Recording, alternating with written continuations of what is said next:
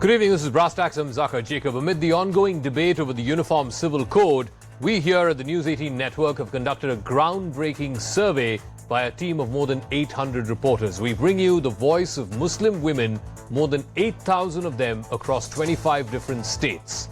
The objective was to understand their thoughts and opinions, capturing their perspectives on the significant issues that come under the gamut of the UCC. The survey gave a platform to these Muslim women respondents to express their views freely and without prejudice. It also serves as a powerful testimony of their thoughts and aspirations, particularly when it comes to the essential reform of personal law.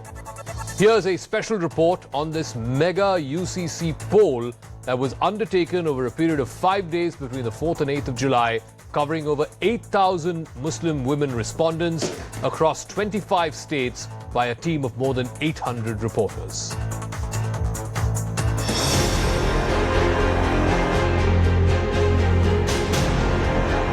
It is the biggest survey to gauge the pulse of Muslim women on the Uniform Civil Code. 884 surveyors across 25 states asking the key questions on the Uniform Civil Code to over 8,000 Muslim women aged 18 to over 65 years. The answers that stood out during the survey indicate a major impetus for the Uniform Civil Code among Muslim women. The respondents were asked, do you support a common law for marriage, divorce, adoption and inheritance? A whopping 67.2% said yes, while 25.4% said no. Do you support 21 years as the legal age of marriage for all men and women? 78.7% said yes, while just 16.6% said no. Do you think Muslim men should have the right to marry up to 4 women? 76.5% said no, while just 17.4% said yes. If you were to break down amongst graduates, you said 76.5% have opposed the idea of polygamy or having multiple spouses, multiple wives. In this case, if amongst graduates, it goes up by another additional 2 percentage points from 76.5 to 78.5. But amongst graduate respondents, very, very few are supportive of this practice. Just about 5% saying that they don't know or can't say. 8,035 respondents took part in this survey. 884 News 18 network reporters who conducted this on-ground survey, and that means that each of our surveyors has not gone beyond an average of 9 respondents. Top leaders of the NDA lauded the findings of the survey, calling it a wake-up call for the opposition. जो राजनेता बिना जाने इसको oppose कर रहे हैं, शायद इस सर्वे के बाद उनकी आंख खुलेगी और देश हित में वे भी निर्णय लेंगे। समान नागरिक कानून अगर आता है तो सभी वर्ग के लोगों को न्याय मिलेगा, सभी वर्ग का उत्थान होगा, प्रगति होगी और उनके जीवन में आमूलाग्र बदल होगा। पिछले 9 वर्षों में जिस प्रकार से मोदी जी ने जितनी भी लोकहित की योजनाएं रही हैं, वो प्राथमिकता से महिला केंद्रित रही हैं और युवा केंद्रित। The survey also illuminated the stand of Muslim women on other contentious issues. Should divorced couples be allowed to remarry without any restriction? 73.7% said yes, while 18% said no. Should adoption be allowed regardless of religion? 64.9% said yes, while 22.9% said no. Should all men and women have equal rights of succession and inheritance? 82.3% said yes, while 11.1% said no. Should all Indians who have attained a majority be free to will away their property? 69.3% said yes, while 16.6% said no. The educated class and also the younger people, the numbers are higher than the overall sample. For the overall sample, it's 73.7, whereas amongst graduates, people who are educated, it's almost 80%. Amongst young people, it's 75% who say that once a couple is divorced, then it doesn't matter whether you're a man or a woman, you should be allowed to freely remarry. In Islam, the Prophet had said that adoption is not allowed, but the 1937 Shariat Act actually circumvents this, and Jinnah and the rest, because they were largely zamindar, said that if you don't have a male heir, they should be allowed to adopt. 75 साल हो गया, आज तक मुस्लिम personal law में किसी प्रकार को कोई सुधार नहीं हुआ। ये तो महिलाओं के हित में है, लेकिन इसका विरोध पुरुष करेंगे, क्योंकि पुरुषों को लगता है कि उनका एकाधिकार खत्म हो जाएगा। ये इस बात का प्रमाण आपका सर्वे भी बता रहा है कि देश के अधिकांश लोग इस समावेशी सुधार के साथ हैं। इस पर सांप्रदायिकवाद के खिलाफ है। Support for reform has also been uniform across different age groups of Muslim women. News 18's mega survey has resonated in the social and political narrative surrounding the Uniform Civil Code, showing that Muslim women are primed and ready to be agents of reform. All right, we have very special voices joining us through the course of tonight's Brass Tacks. I want to first go across to one of the most articulate Muslim bureaucrats, former Lieutenant Governor of Delhi, also an academic in his own right. Najib Jung is now joining us. Thank you very much, Mr. Jung. We've done this extensive survey on the UCC among Muslim women, and an overwhelming number, 2 out of 3, 67% say that they favor common laws when it comes to civil matters like marriage, divorce, succession, adoption, etc.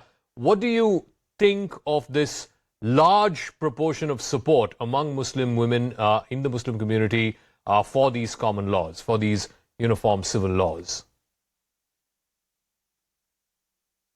Well, I am surprised that 67% is rather low. It should be much more, because I think uniform laws for women would certainly be in their interest, and there should be overwhelming support.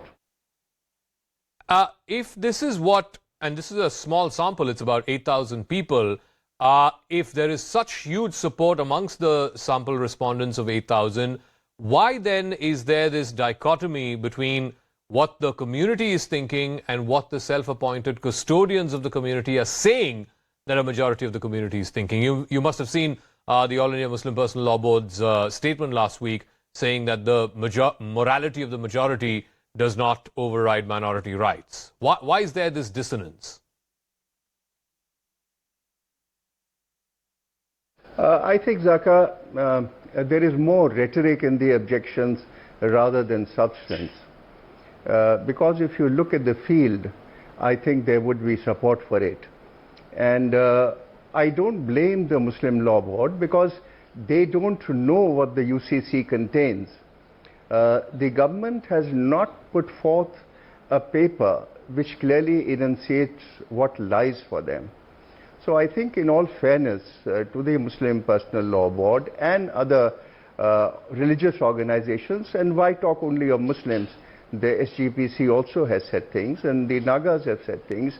So in all fairness, I think we need to see the document before we comment on anything. Now, one of the things that's been a point of contention, Mr. Jung, is that over the years, from the 50s onwards, there have been multiple attempts at reforming Hindu personal law, either through legislative means or through the courts. Same happened in the case of Christian personal laws as well. But whenever there has been an attempt to try and reform Muslim personal law, from Shah Bano in the late 80s to banning of the triple talaq just a few years ago, it has always been met with resistance. There's been very little attempt in the last 75 years to reform meaningfully Muslim personal law. Number one, I don't think there's resistance at all. The government bought the triple talaq, which was very easily accepted. And I think that if the government, rather than going through the entire process of a uniform civil code for the country, were to bring in an act which would empower Muslim women, then that would be a shorter way of going through. I'm not seeing much of a resistance in this. In fact, I see a much greater complication in bringing a UCC. So to say that there is resistance, of course there is resistance always in societies where there are 20 crore people. But by and large, an act, if it comes through, will find acceptance. All right, Mr. Jung, we leave it at that. Thank you very much. That's Najib Jung. Let me also go across. This has also seen political opposition. The Congress party is opposed to it. Major opposition parties have opposed any talk of a UCC. Let me go across to T.S. Singh Dio. He's the Deputy Chief Minister of Chhattisgarh. We've done an extensive poll on the Uniform Civil Code where in our survey more than 8,000 Muslim women have taken part, and a large number of them, 67% of them, say that they find merit in having uniform laws when it comes to things like marriage, divorce, succession, etc. How do you see it? I don't understand why we are focusing only on a Hindu-Muslim angle or a Muslim angle. The entire UCC exercise before the election seems to be simply another political attempt to polarize voters on the basis of a Hindu-Muslim perception divide. I do not agree with this sort of thinking where such basic questions are involved. Why are we not being able to take in the Sikh community, the Jain community, the tribals, even the Hindus? What about their undivided Hindu family status? What about the right of the Hindu head of the family to deal with property bought in his own lifetime? Why are we not talking about those things? There is property which comes from generation to generation. There is property bought by an individual during his lifetime, which he can dispense in a particular way in the Hindu Succession Act, and it's different from the Muslims.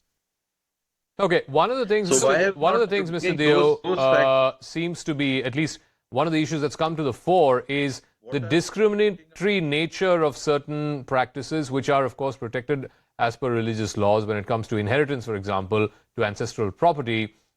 You said Hindus have undivided family laws. Muslims don't have something like that. And also women, as per Islam, are allowed a share that is less than what men are allowed in ancestral property.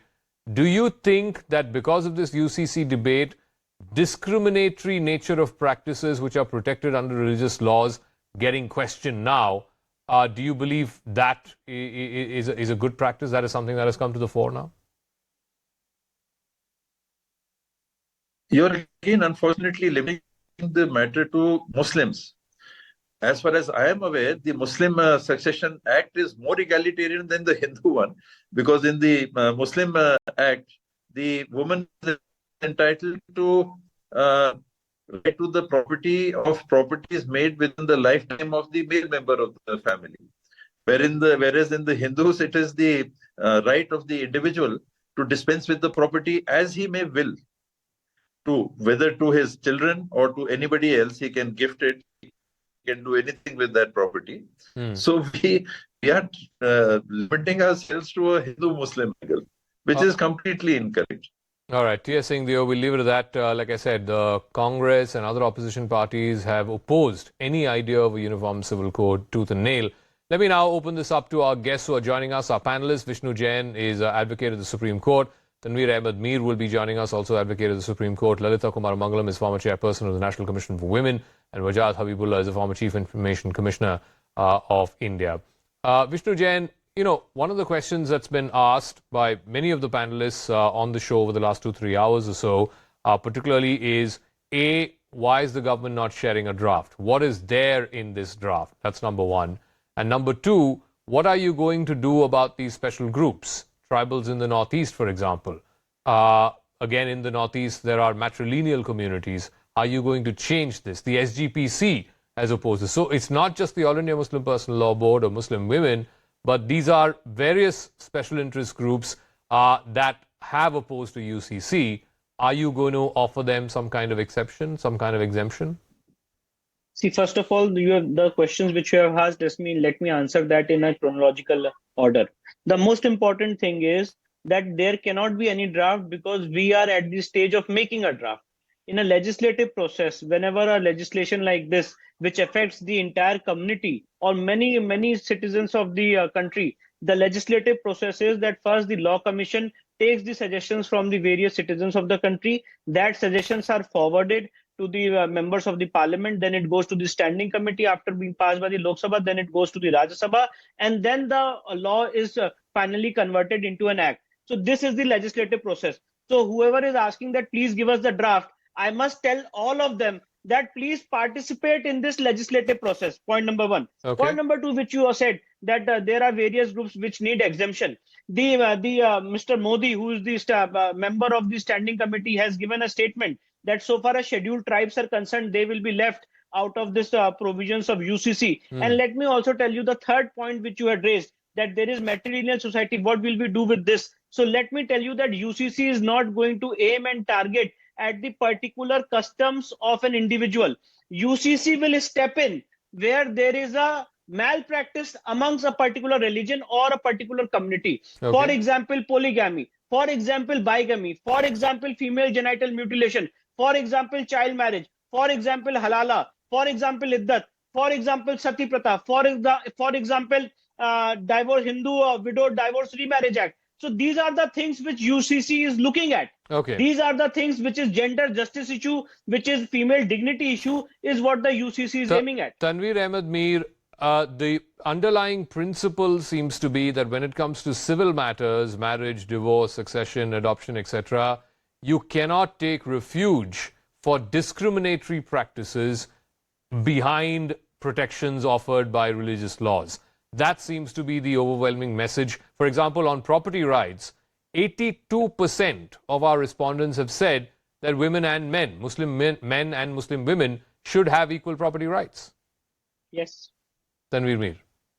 Yes, You're absolutely right. See, Tanveer Ahmed Mir, please. Thank you. Yeah. I'm sorry.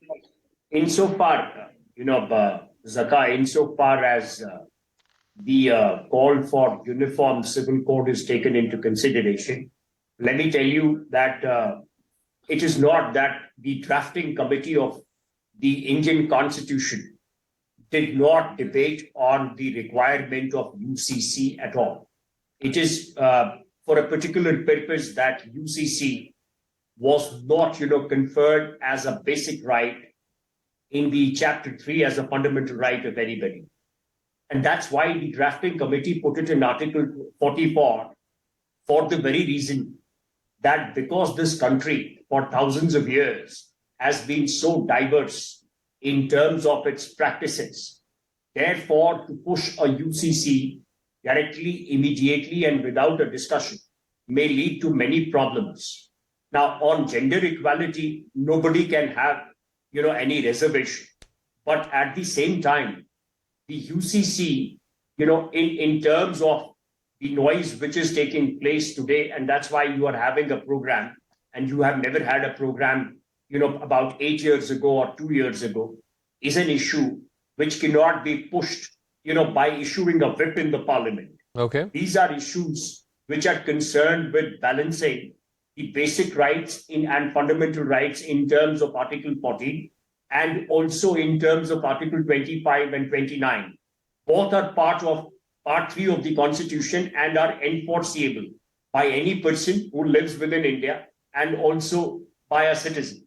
Therefore, it is imperative that, a meaningful debate means that you call all the stakeholders, you throw the policy into public domain, you make parliamentary committees, you debate the issue, you throw it to people through the length and breadth of the country, and then, take the pros and cons, take the good things, and have a final draft, and then you can debate it in the parliament. Now, the way in which the present government is moving about it is like a state of Uttarakhand, is talking about a UCC and making a draft, knowing very well that it can only make a policy and the law for the state alone. It cannot make a policy for the entire country. So there is Article 44 say that the center should, take a step in terms of directive policy to have a uniform civil code for entire country.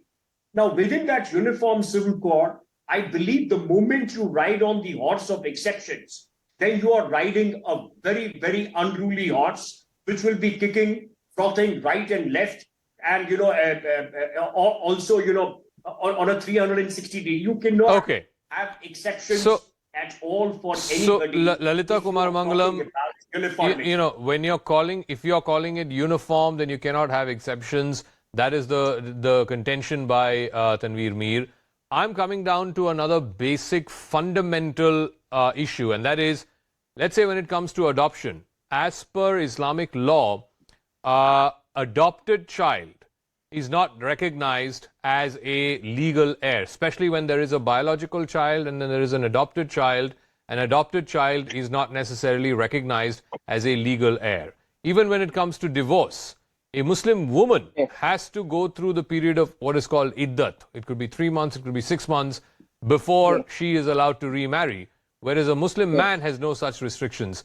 I think what it's coming down to, and I explained about inheritance and succession as well, what it's coming down to is you cannot have practices that are violative of right to equality among men and women just because it happens to be protected under Article 25 or protected under personal laws? Yeah. Today I don't Can I speak respond to as a that? politician. I speak as a woman. For generations across the board, and I have to admit this is across all religions, basically religion is very, very patriarchal. The Uniform Civil Code, before the Uniform Civil Code has been is being suggested to be brought in as it is now, we've had the codification of Hindu and Christian laws. All religions have been very unfair to women over the various millennia. What is in the past is in the past. Today, what the government, I think, is trying to do is bring in as much as a sense of equity amongst both and women. Now, when Mr. Tanveer says that it should apply to everybody, that the moment you bring in any point or any section that says the particular population or a particular way of life or culture or whatever other word one wants to give it can be exempt, he's right, there will be trouble. Because people will go to the courts, the Supreme Court, and it will drag out. The other point here is that an adoptive child should have the same rights as a child that is genetically belongs to a couple. Yeah. If you want to adopt a child, then I think it's only fair that you treat that child fairly. Now, this is under Muslim law, but the fact is that over the years, in the name of culture, in the name of politics, in the name of religion, women have not been given equal rights. Whether it is women being married off too young, whether it is women not getting a fair share in their property, etc. Let me remind all the panelists, just this recently, last year, the Supreme Court has ruled saying that under the Hindu undivided family law, girls get equal rights, and this is with retrospective effect from the mid-1950s. Yeah. So that has, in the Supreme Court there had to step in and bring in some sense of justice.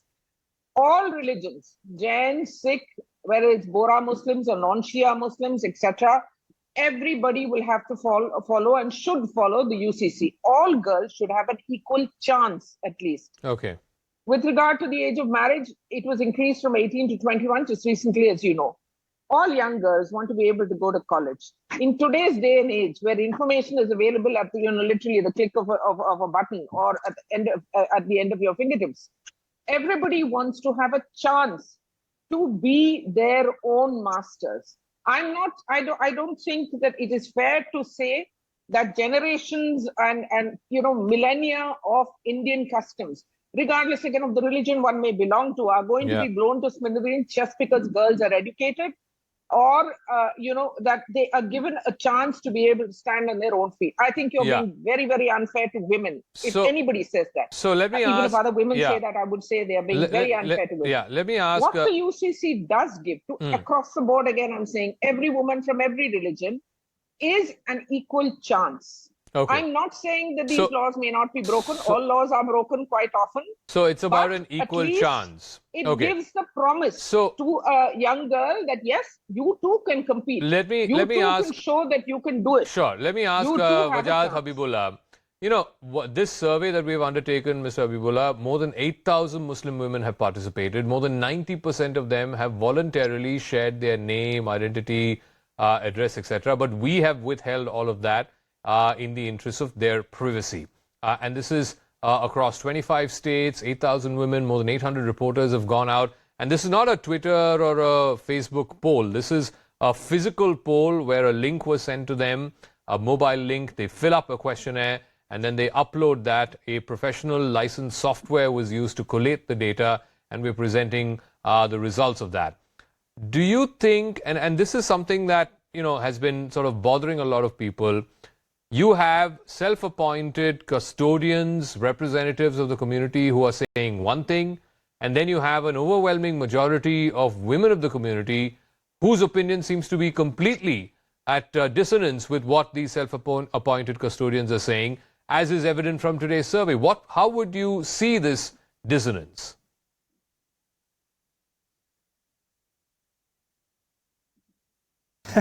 Well, it's a little difficult to answer your question. Have you seen the draft of the Uniform Civil Code? If you have, I'd be happy to be enlightened by it, because I haven't seen the draft. And without seeing the draft, how do I tell you whether it is beneficial to Muslim women or to other Muslims or not. I think this is a question. The Uniform Civil Code does not only going to apply to the Muslim personal law, it will apply to all personal laws, I suppose. But I haven't seen the Uniform Civil Code. So please tell me what it is before I can answer your question. No, you're right. The draft has not been circulated because right now the Law Commission is inviting suggestions from the public. But I want to ask you on a matter of principle. So, for example, inheritance of ancestral property, why should the woman be entitled to only 1/4 of the property and the man be entitled to half? Isn't that discriminatory, Mr. Habibullah? Well, that is true of unfortunately, most communities. That is true. And certainly reform in the personal law. Now, if that is the question that you're putting to me, does the Muslim personal law require amendment?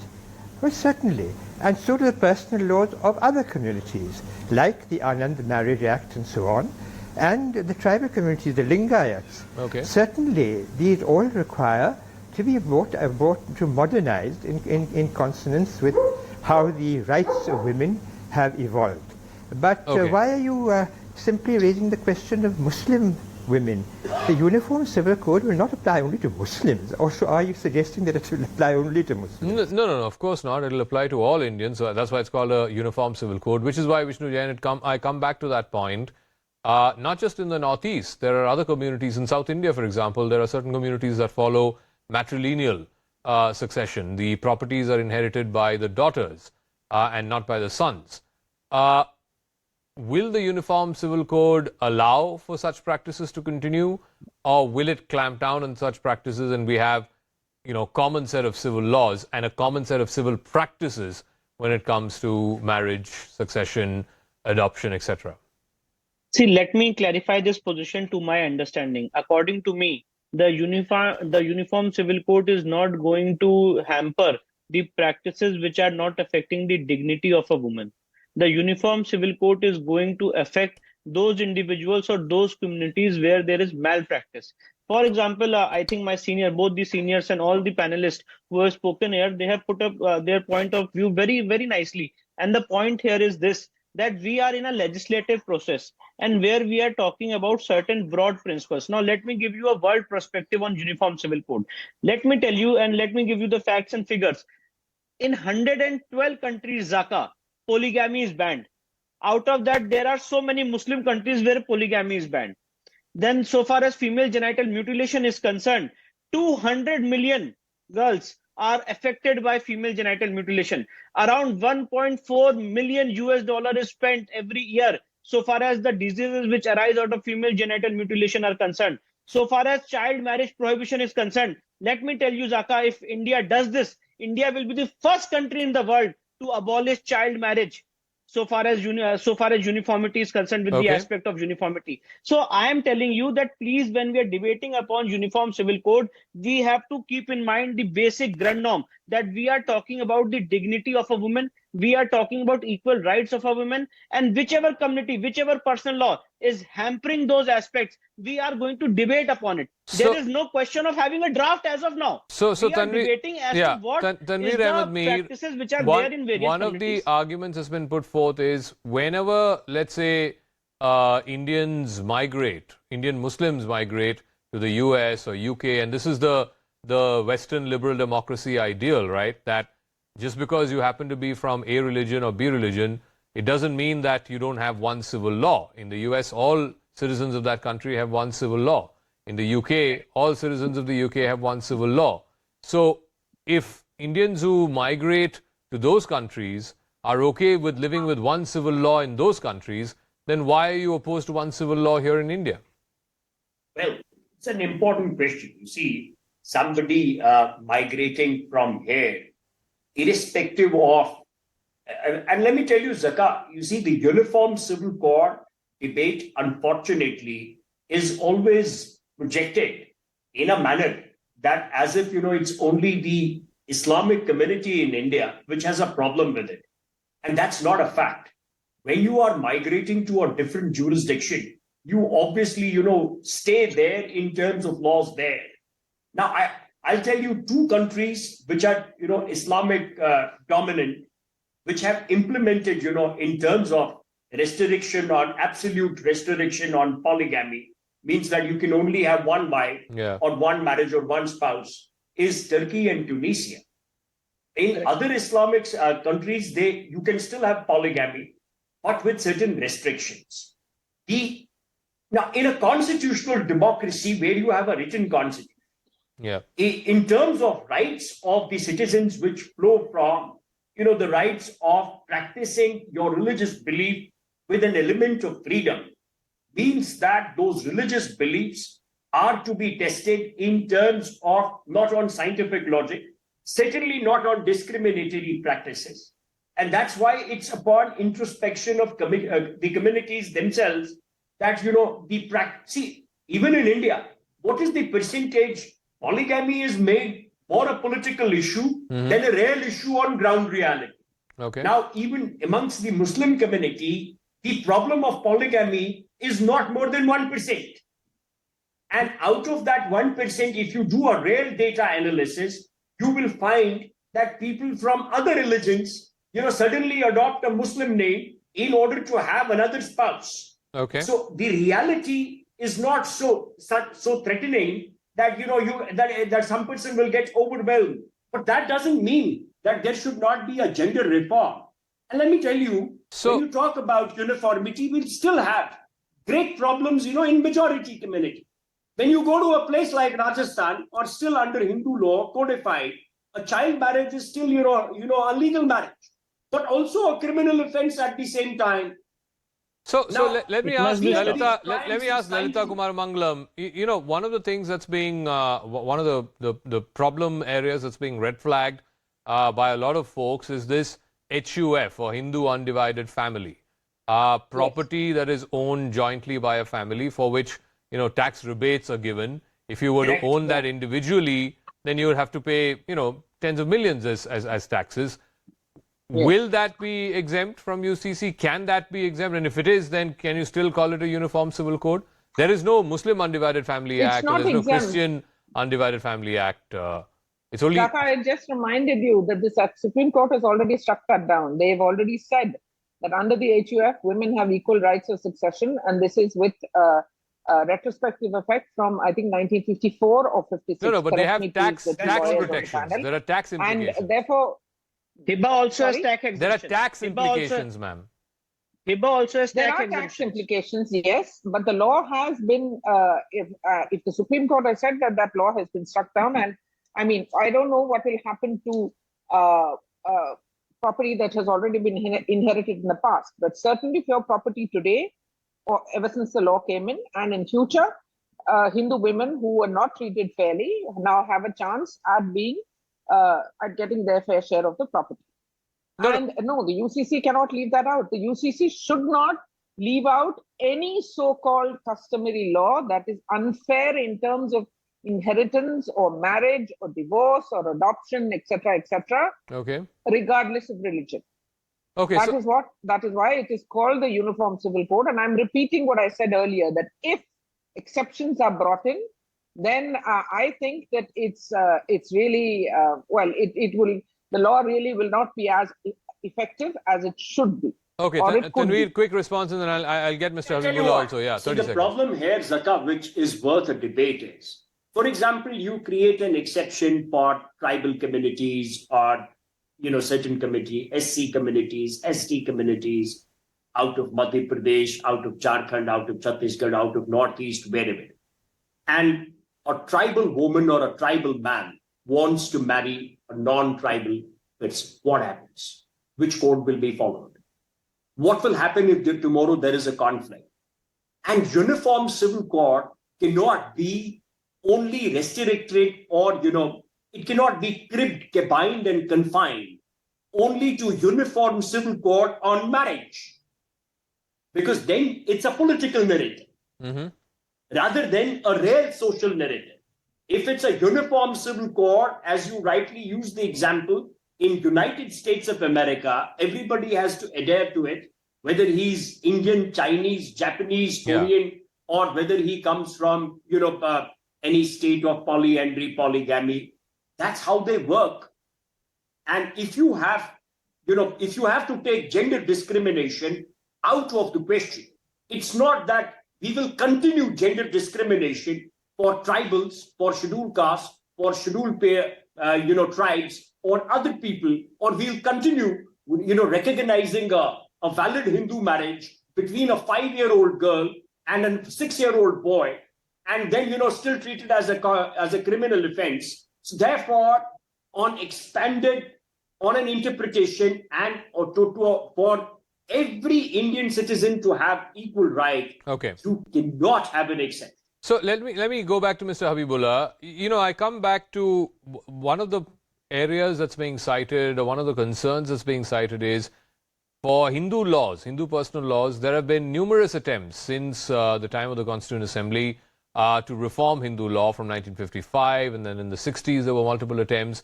It's been going on and on. There have been at least a dozen attempts at changing various Hindu laws, Succession Act, inheritance, even the undivided family concept. Whereas in the case of Muslim personal laws, any attempt at reformation, whether it is Shah Bano or even the Triple Talaq, the latest one that we saw in the last few years, has been met with so much opposition, including from bodies like the All India Muslim Personal Law Board. That is why the government is claiming, the BJP is claiming, and its associates are claiming that is the need for why there should be a uniform civil code. Is that an argument that cuts ice?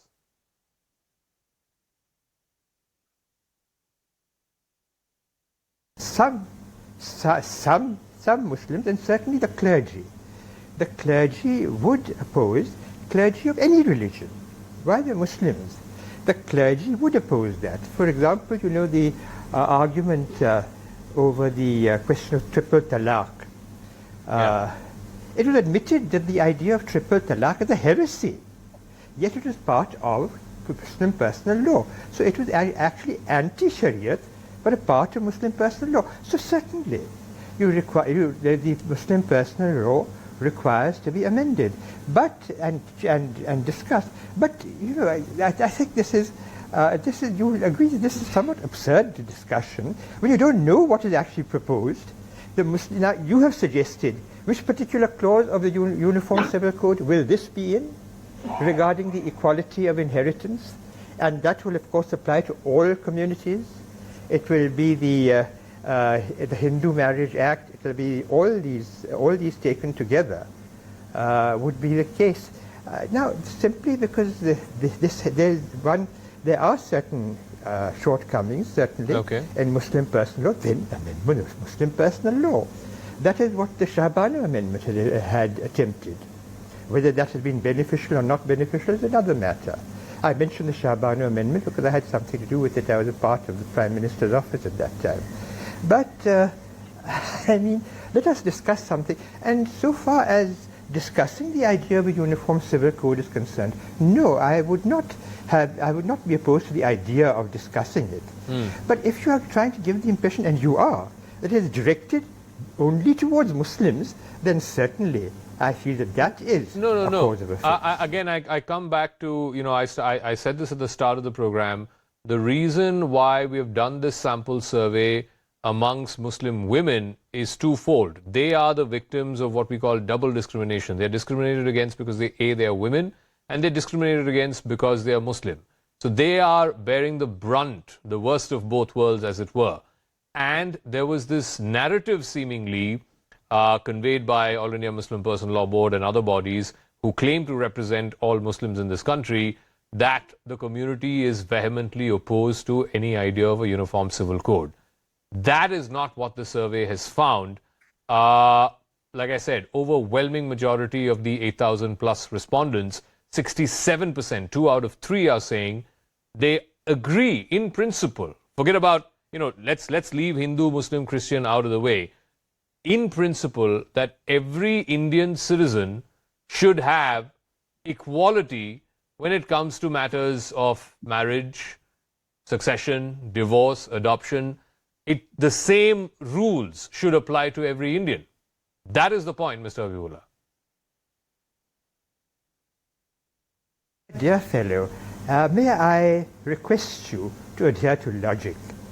Are you asking me questions as to whether Muslim personal law requires reform, or are you asking me whether the country needs a uniform civil code? Please clarify. No. The problem is you cannot talk about reforming Muslim personal law without talking about a uniform civil code, because every time there's been an attempt to try and reform Muslim personal law, there has been opposition, including the Shah Bano case that you referred to, from the very same people. That is the problem.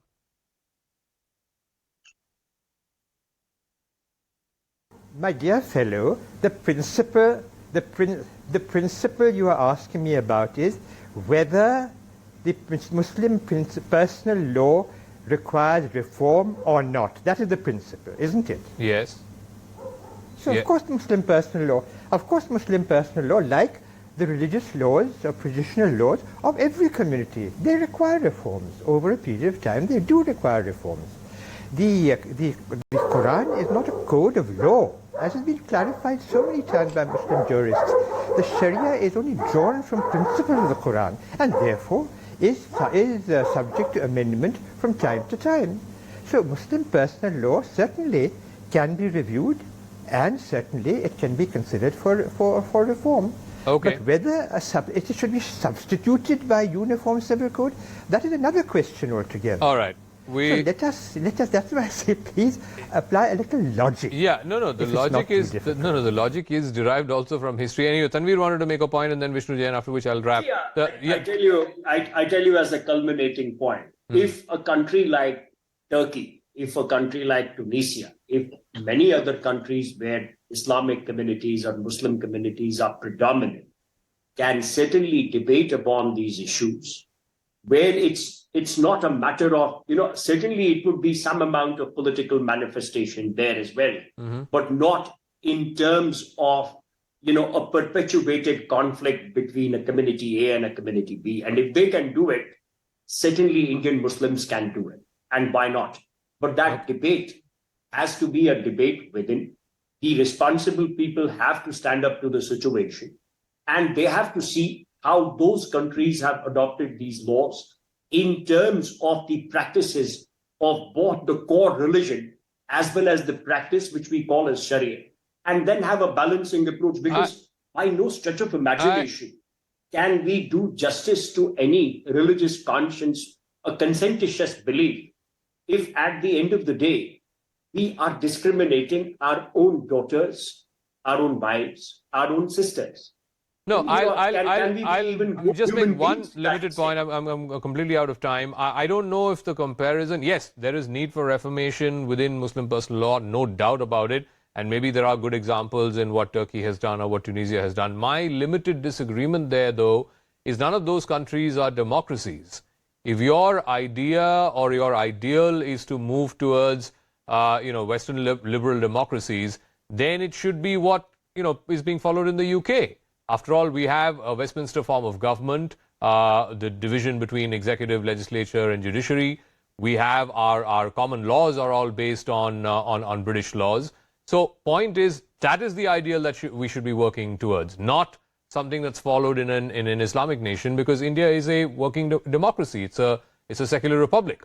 Anyway, we'll leave it at that. I was saying, Zaka, my point was only from the point of view of, since you have done a poll on a database of actual data given by 8,000 respondents. Yes. Now, my idea was that if in predominantly Islamic countries, this is not, an eyesore, this is not on some kind of an editing, and it's a no-go, well, it certainly should not be here as well. Okay. But it should not be put as a political manifestation to put one community against others. All right, ma'am. Last point. 10 seconds. We have 1.4 odd billion people. Correct. More than 50% of whom are women. Yeah. Shouldn't we all agree that all women across the board should have equal opportunity and equality along with men? Absolutely. That's absolutely correct. I agree with that. Yeah. All right. We'll leave it at that. Thank you very much to all our guests. This is going to be a fascinating conversation. The results of this survey are up on our website, news18.com. We will have these conversations through the course of the next few days and weeks, because there is definitely a lot of chatter around a uniform civil code, around having some kind of equity between men and women, between people of different religions, when it comes to civil matters like marriage, divorce, succession, adoption, etc. It should be the same set of rules that applies to